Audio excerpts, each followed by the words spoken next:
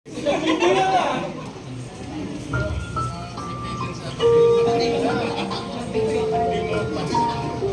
na nga talaga ang pinag ng panahon. Quiet, please. Noong araw, ang buhay, lalo na sa probinsya, ay simple at tahimik. Walang mga abala sa modernong teknolohiya at mabilis na takbo ng buhay. Ang mga tao, bagamat abala sa paghahanap buhay, ay may sapat na panahon para mag-ipon ng mga magagandang alaala kasama ang pamilya at komunidad. Ang Pasko, na isang mahalagang okasyon, ay ipinagdiriwang na may kasimplihan at puno ng pagkakaisa. Sa kabila ng paghihirap, naroroon ang mga malalaking ngiti sa mga mata ng bawat tao at ang mga bata ay masaya sa pangangaral at paggawa ng parol. Ang mga matatanda ay nagtutulungan sa paghahanda ng Noche Buena at ang bawat pamilya ay sama-sama na nagbibigay pumbay sa pagunita ng kapanganakan ni Jesus. Samahan niyo po kami mula sa Barwa at Barwa Maginata Bible Cells sa pagbabalik tanaw sa nakaraan. Ito ang Pasko sa Nayon.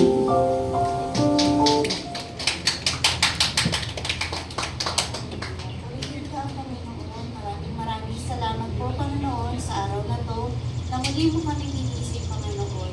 Maraming salamat sa aking asawa, Panginoon, na patuloy mo po siyang gabayan at ingatan sa kanyang pamumuno sa aming sitio, Barwa at Malinat na, Panginoon. Ikaw na rin po bahala, Panginoon, sa mga mamamayan dito sa sitio na ito na buksan mo ang kanilang mga puso at isipan upang makilala kanila, Panginoon. Ganon din sa aking asawa na si Kap Nato, na patuloy mo siyang gabayan at bigyan ng kaalamanan at katatagan ng loob at kalakasan, Panginoon.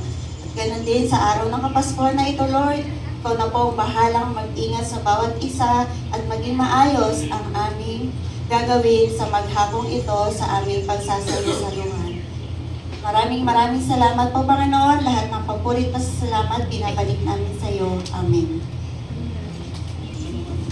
Kamusta naman ang iyong bulo? Siya, pagtitlahan mo na kita ng sakit. Salamat. Tawag-tawag.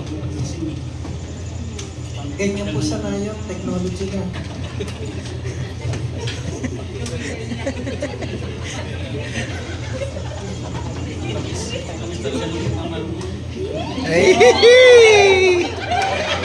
Sige pala, alis muna ako at pupunta natin yung mga kapatid natin. Samahan na kita, asawa ko, at nang sa ganun akin din silang maintindihan para mamaya sa ating pagsali-sali. Sige, at nang marami tayong napuntahan.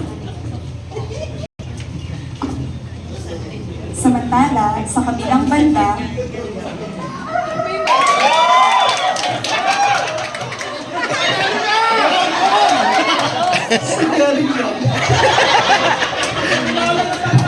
Tinola?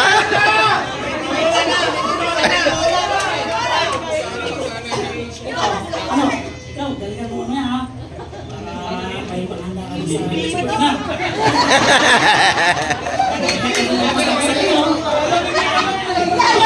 Mas kinakabahan yung ano. Ikaw ang ihanda mamaya. Nanginginig yung manok.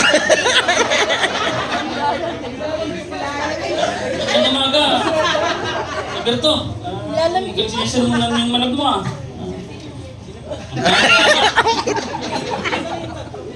Ay, hindi naman no.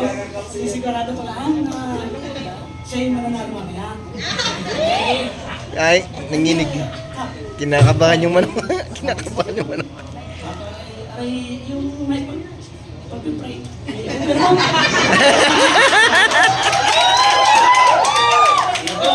Alberto, talagang malakas tayo sa Panginoon. Kung tayo ang gailingkod sa Kanya, lahat ng panalangin natin, kung ito ay galuban niya, pagkagalob sa atin, at lalo na kung nasa pangangailangan natin. Ganyan din ako nung dati, umaasa sa sabong at sugal. Nagpapakasakalin na manalo. Pero mula nung makilala ng Panginoon, magbagong lahat sa ating buhay. Alam mo, higit pa sa pagpapanalo ng manok mo, ang papanalo mo sa buhay, pagtanggap mo ating Panginoon. Amen. Iyak yun. At sure win. Wala akong talo doon. Kaya, may bago, mamaya, kasama mo yung Manok. doon tayo mag-nagsibayan sa bayan namin. Anong sama niya yun? Hindi wala yata ako ng asawa ko.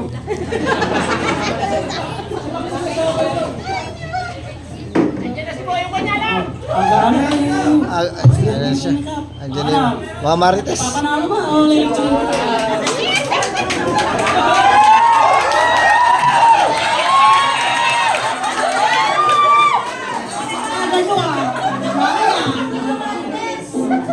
Nagsipagpubog na ba kayo? Alam mo siya nakakabili kayo, please, 7. Sino naman ba pinapalakol nyo, ha? Ay, nagsalita ang hindi chismosa. Ikaw, Maring Agnes, nagsuklay ka na ba? Siyempre, mamadali ako, no? Eh, paano kung mahuli ako sa chismis at baka ko papagkwentuhan nyo, no? Ay, siya. May iba naman tayo mga kumare. Ano ba yung mga handa niyo mamaya sa Noche Buena? Ay, nako, pururbahin mo pa ba yun? Siyempre, doon lang kayo mamagkati. Kasi alam mo naman, may pakain na, may Sharon pa. Diba? Ay, nako, Maring Guy. Alam na this. Baka may Sharon mo, sa malamang ay chismis. Mama!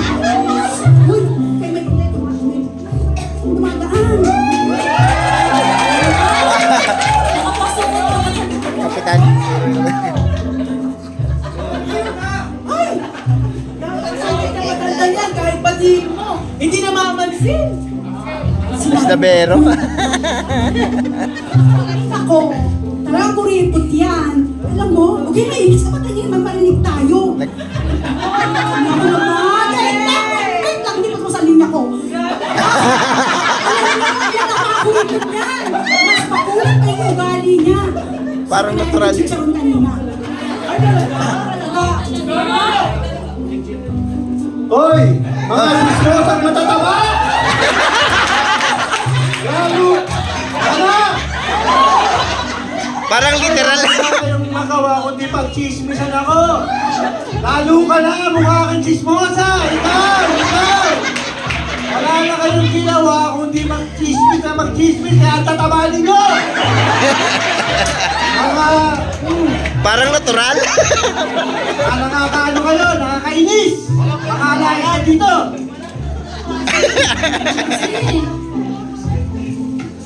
Morning mga mare ko! Ayan, naririnig ko kayo kanina pa. Marisol. Alaga nyo nagchichismisan, pati si Mang Santiago, ginalit nyo na naman. Paano kasi? Yung sinasabi namin, ito totoo naman. Ayun.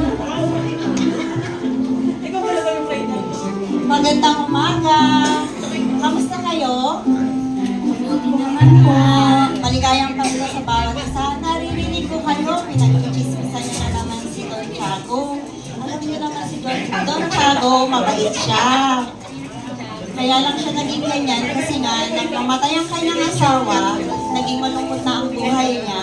At pati ang mga anak niya, nang iwanan siya na ng ibang bansa, kaya lalo siyang naging malungkot. So ngayong Kapaskuhan, ang mainam na ating gawin na paraan ay atin siyang imbitahan. At mabait yan. So madali lang naman mapalambol ang puso ng ating Don Santiago na yan. Kaya mamaya magsalo-salo tayo dun sa amin, sa tahanan namin. So iimbitahan namin kayo, pati rin si Don Tiago. Talaga po? Opo. Salamat po. Ito na pala ang aking asawa. So mamaya antayin na lang namin kayo doon.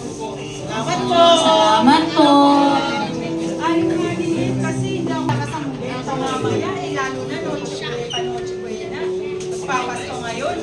So, inisip ko po, malaki naman po yung pwesto ko dito. Dito na lang po natin ganapin yung ating Noche Buena.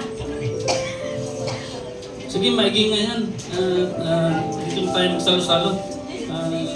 Soft drinks na lang at tubig ang isunod mo. Pwede po ba? Sa akin lang ba, no? Soft drinks na lang. Sige po, sige po. Yun na lang po yung dadaling ko Sige, mamaya. alis na kami at ang makapaghanda. Sige po. Hirap maging artista. Oh.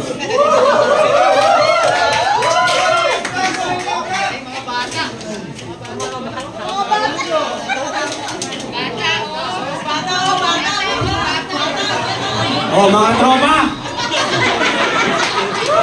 Baka tayo magsimula mamaya, ha? Para makakarami tayo ng pera. Oh, sige, tropa. Doon tayo sa malaking bahay. Malaking bibigay dun sa atin. Malaking bahay, si Don Tiago, yung matanda na yun, yung saksakan ng kuripo ng tao na yun. Hindi na tayo manghingi. Balita ko, nangangain daw ng bata yun eh. Hindi naman siguro. Sabi-sabi lang yun. Kung may kakainin man yun, ikaw. Pira, sige na nga, tara na nga. Para makaharulit na tayo ni Don Tiago. Tara na, simulan na natin. Ma, sabi sa inyo, nakakatakot dito. Mamaya, kunin tayo eh. Mamaya, kainin tayo nito. Yan, sige na. Sigurado ka? Pauna ka. Ayoko. Sige na nga. Kaya ba yan? Sige. 1, 2, 3. Ang Pasko ay sumapit. Tayo ay magsiyawi. Ow! Ow! Ow! Ow! Kahit dapat sumagi. Hoy! Ang iingay ninyo! Sino naman kayo? Di ba sinabi ko ba kayo ng ignat? Ang iingay ninyo! Ikaw, matulog ka! Nang lumaki ka! Galing ka naman po! Lugit pa naman! Parang natural. Parol, para lumiwanag po yung bahay ninyo. Ano to? Merry Christmas po. Walang Pasko-Pasko sa akin! Magsilayas kayo! Ano nga, sabi sa inyo eh, tingnan yung ugali niyan. Sige, kantahin na lang natin. Thank you! Thank you! Ang sungit nyo! Thank you! Okay!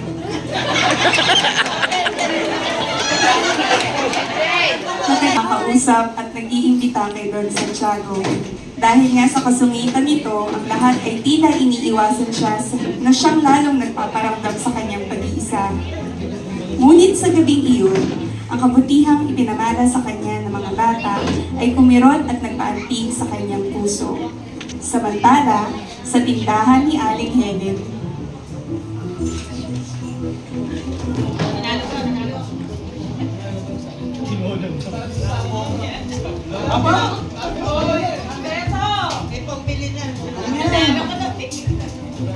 Humberto! Kumusta? Ano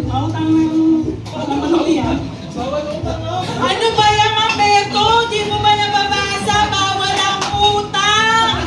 Wala pa nga eh! Magpapasko, mangutang ka na kagad! Ay, malabo yung mata ko. Yung wallet ko na, wala akong nakita.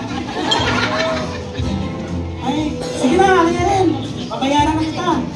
Eh, sa susunod na pangalawang araw, eh, baka aanihin na yung aking kakatanim lang na tanim. Kakatanim mo lang? Aanihin mo kagad? Pinututol mo yung Babayaran na kita, no? Sayaw na, sayaw. Diyan, ang laman, no? O sige na nga, papautahan kita ng banog ha. Pero bayaran mo kagad ako ha. Yan yung ng banog. Sige, uminom ka na dyan. Usin mo lahat yan ha.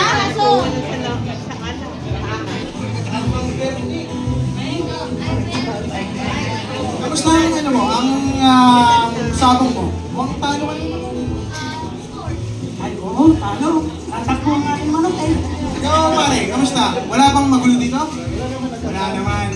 Kamusta po, Ariele? Mr. Suave, dyan ba? Kamusta po? Ganda ng ano nyo ha, uniform nyo ha. Bagong bili yan ha. Sa Biladyo, sa Biladyo. Okay na kayo ha? Pag may magkukulo dito, sabihin ako ha? Message nyo lang ako. PM lang. Oh, high-tech. Helen, nakita nyo ba yung anak ko? Hindi ko nakita yung anak mo, Mang Ron.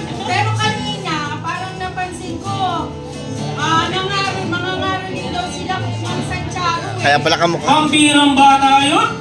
Sabi ko nga, itutusan ko lang bumili ng suka. Kung ano-ano na ginagawa. Teka, mukhang magandang ano dito ah. Humberto, kamusta?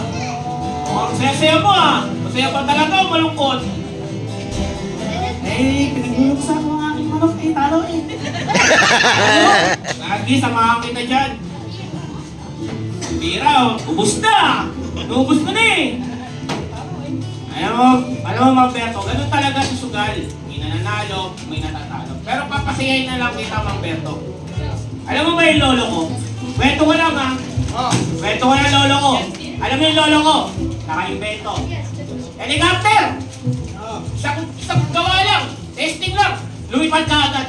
Nakakaiba yung lolo ko. Galing ng lolo. Oo, magaling na yung lolo mo sa'yo, no? Oh, naman. Lolo ko yun. Eh, wala yun sa lolo ko. Ano yung lolo mo? Yung lolo ko, nag-invento yan, aeroplano din. Oo. Baka nakasabay pa ang aeroplano ko eh. Oh, talaga? Nag-invento yung aeroplano, kaso wala pang makina, lumipad na! Baka matindi ng lolo mo. Hindi mo ako sa lolo mo. Hindi, busy siya. Hindi pa yun! Nag-invento yun kasama yung aeroplano, di ba? Lumipad aeroplano. Nag-inventor yung barko. Oh, grabe naman ang lolo mo ah. Yung barko, sa sobrang lupit ng tatay, ng lolo ko, pinalipad niya rin yun. Ah, pagpira! Pakilala mo ba yung lolo mo sa lolo ko? Hindi nga, busy na siya. Parang Busy siya. Oh, ano, may masasabi ka ba? Ayos ka, lolo ko! Berto! Ano ang lolo mo, Mang Berto? Mahina yung mga lolo ninyo. Ang lolo ko. Ano naman lolo mo? Teka lang, Mamberto. Ang lolo ko, helicopter. Ang lolo niya, aeroplano. Ang barko, pinalipad. Eh, ano naman sa'yo? Ang lolo ko, nag-invento siya ng airport. At saka, daungan ng barko. O, paano naman di pagaling ang lolo mo? Airport lang yun, daungan lang yun eh. Eh kung walang airport, saan lalanding yung helicopter at aeroplano ninyo? Kaya pala lolo mo ah. Mayaman? O, ano? Yung daungan. Tadaw, kaso lumipad ang kanyang barko. O. Eh, ang daungan ng lolo ko, lumipad din. Pinalipad ka ng barko. Galing ng lolo mo. Ay, Wala. Mahina ang mga nilalang niya mga lolo nyo. Aba. Ano yung invento? Helicopter. Helicopter. Aeroplano. Barko, helicopter. Yung helicopter, Helicopter. lumilipad yun, di ba? Ano to rin? Tapos yun, dadaong pa dun sa Oo, daungan. daungan. Oo. Ayan sa lolo ko. Bakit kaya naman? Teka lang! Lolo namin, mahuhutay mo eh. Kakalunin mo ba yung saan helicopter? Kaya magkano? Pati yung barko lumipad. Nakakawaki na eh. Ang teko, palipahan, lumipad din. Dahil hindi naman ng lolo mo. Ay, lumilipad din yung lolo ko. Kaya ito pala. Manananggal sa gabi! Man. Kaya naman kaya, para tayo lumipad. Oh, hindi kayo ah. Kamusta? Ay, kapitan! Ikaw nagkakasaya? Ang bira na kapitan, parang Wala talaga may dudulog yung sa inyo eh. Ganito rin ako noon eh. Sa ganitong kasiyahan at bisyo ko, Kapwa mo, ang kumusta? aking sa buhay ko. May lolo. Sa problema eh, Siya na yung lolo? Siya na yung lolo. walang may dudulot ng abo dito eh. Hanggang sa makilala ko yung tunay na magaling. Lalong higit na sa katangian ng inyong mga lolo. Siya yung walang kapantay ang kanyang katangian. Kapitan! Kapitan! Alam ko, Kapitan, naniniwala ako sa sinasabi mo, Kapitan. Pero sa totoo lang, walang ganong klaseng tao! Meron?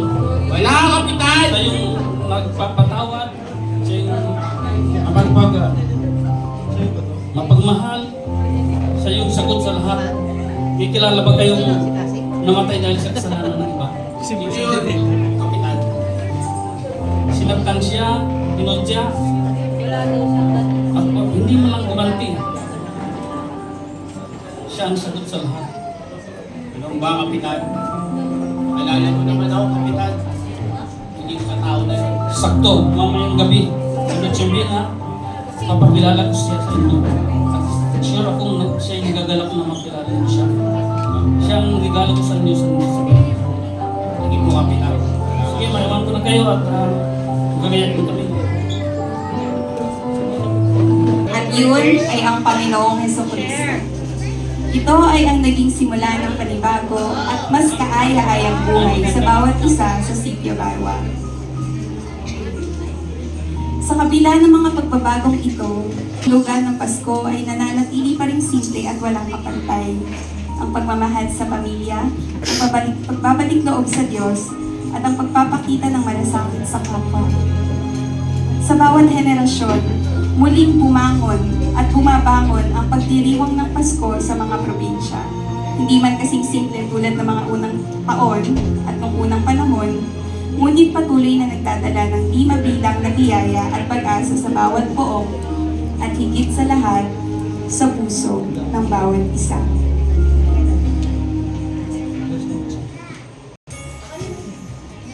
Pasko sa amin ngayon ay kay saya, ang bawat tahanan ay mayroong handaan. Kahit munti mang bagay nagdiwilong, nagagalang pagsapit ng Paskong araw.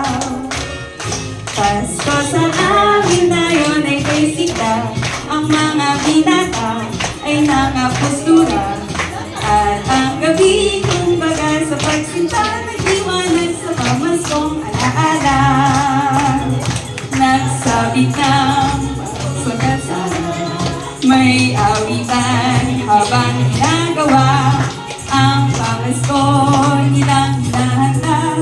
Ang bawat isa'y natutuwa, may leksyonan at mayroong sayawan sa pagsaliw ng orkestra.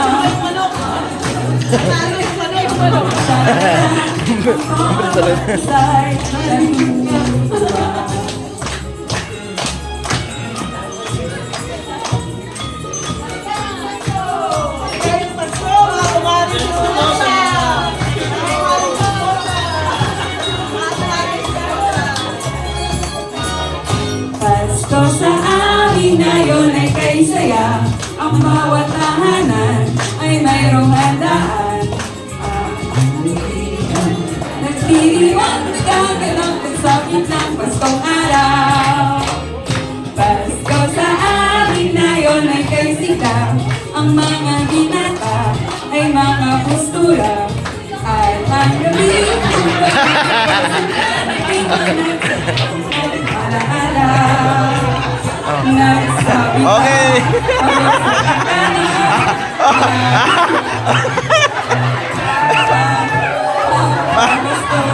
bilang hinahanda, ang bawat isa'y natutuwa. May leksyonan at may sayawan sa pagsaliw ng aming orkestra. At ang hindi karoon ay may dala. Pasko sana yun, ganyang bilang. Pasko sana yun, ganyang bilang.